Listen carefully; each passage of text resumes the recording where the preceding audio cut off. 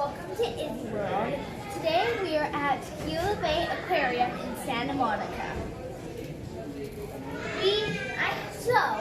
I have a project in school where I have a region called coastal, and I need to find out where all the animals and other stuff about here. In this aquarium, you can see a lot of animals, like the Garibaldi and the Capizon up there.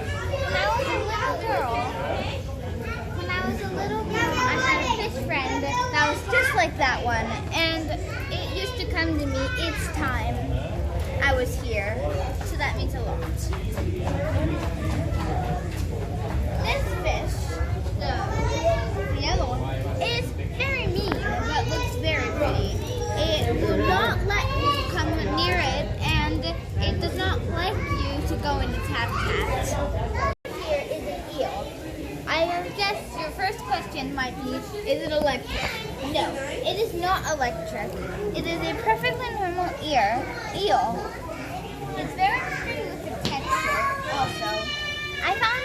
Once I found a dead eel on the beach. It was all white because it was dried out. Over here is moon jellies.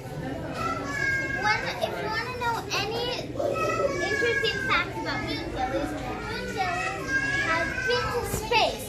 Nearly 2,500 moon jellies poppers went to space, into orbit. The space shuttle almost made it to the moon. This is a normal shark, this is a horn shark. Oh no, wait, let's see them. What am I even supposed to say? What's inside there? Eggs. Hold them still so I can see them. Is that babies?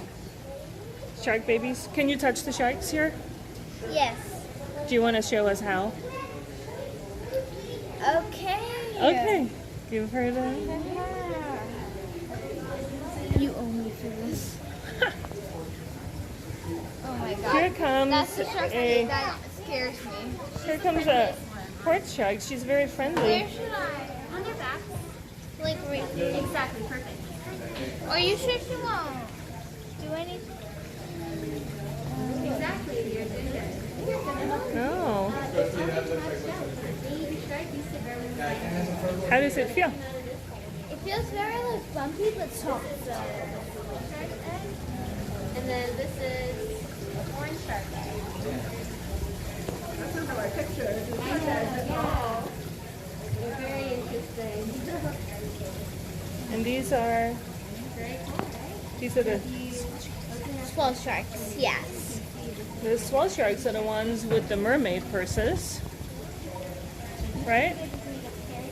Hello again, and here are the sunflowers, sea stars. They are very endangered on some reason. They are very soft but very bumpy at the same time. This one, for example, feels very bumpy. This one feels very soft. This one feels bumpy for some reason, even though it looks like a fluffy teddy bear. Again, and here are abalone shells with their snail inside of them. Abalone shells are known for their very delicious snail inside. The Native Americans actually used to take the shells and eat the fins inside and use the shells for food or something else. Today, I'm going to ask Kat some questions. She works at Gila Bay. Okay, first question is, what is interesting facts about the California coast? Let's see, an interesting fact about the California coast would be that I enjoy kayaking along the California coast, and we have a lot of animals around here that can only be found in California. We have some animals, like the red abalone, that can be found all along the coast of California, and we have some animals, like the white abalone, that can only be found in Southern California down to Baja, Mexico. This is a really nice spot because we have a lot of areas, a lot of marine protected areas that have been protected, meaning humans cannot pollute there and they cannot take any animals from there. And we are making more marine protected areas so that we can protect our oceans, kind of like a national park. Is there any new animals or plants that have moved in here? So there is an invasive species of algae. It is not, so giant kelp is what we should have along the California coastline, but we have a new species of kelp called sargassum that is coming from the Sargasso Sea, and that is displacing the giant kelp that we have here in California. And animals will still eat the sargassum, but they don't like it as much as the giant kelp. So that is one thing that we are struggling with, because you can't just go underwater and weed out all the sargassum. You have to try to prevent that from getting to different harbors in the first place. Interesting. Are any animals or plants endangered here? Yeah, so one of the species I mentioned earlier, the white abalone, is severely endangered. There actually aren't enough white abalone left in the wild to keep their numbers up without human intervention. So a lot of aquariums around here are growing white abalone so that they don't go extinct, so that they can release them back into the wild. We also have a lot of endangered species here at the aquarium. We have the sunflower star that was endangered as of last year. It is a sea star that has many legs and it eats purple sea urchins. Yeah, I saw it. We have a giant sea bass that is critically endangered as well. And then we have some biofats, some shells and jaws of animals that we don't have here at the aquarium. We have a hawksbill turtle seashell, or carapace of the shell, and that animal is endangered as well. What is the biggest problem here in the next 5 to 10 years? Yes, so the biggest problem that California is going to face is managed retreat or sea level rise. So we have a lot of communities right now that are so close to the water has risen so far that they don't really have a beach anymore. At high tide, they have a bunch of sandbags lining the coastline, and the water comes right up almost to the houses. And if there's going to be a storm, or if the sea level is going to rise anymore, that could be a problem for the people living along the coast. And it is a really complex problem because you can't just tell people to move, and cities don't have a lot of money for people to move. So it creates a conundrum and a lot of inaction.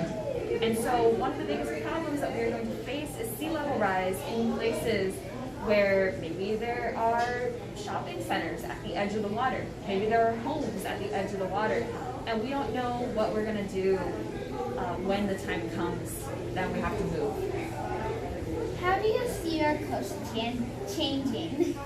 So going off of that last question, I see our coast changing in 2 different ways.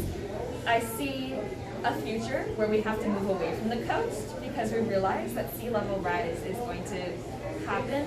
Even if we reduce the amount of carbon emissions that we're putting into the environment right now, there is still going to be some degree of global climate change that we can't avoid. So we can either move away from the coast, or we will spend a lot of money trying to protect our homes, trying to bolster the coast. And those 2 realities look really different. They both have their benefits and their drawbacks, but I see the California coast changing. I think we're going to have to choose different places along the California coast that we want to protect, and some areas that we might have to let the water come. What is your favorite part about the coast? What is my favorite part about the coast? I love kayaking in Redondo Beach. That is not necessarily my favorite place to be ever, but I love seeing all the animals. I love that you can tell when the harbor is healthy, when there's a lot of surf grass, when there's a lot of the squishy animals like warty sea cucumbers and sea hares. I love it when you can go to the tide pools and see that this is a thriving ecosystem. You hear a lot of older people come to the aquarium and say, back in my day, it used to look like this, it used to look like that. And I love that there are still areas that I can visit and that you can visit that still show how much biodiversity we have here along the coast. So, do you have any recommendation for my 4th grade class to do better?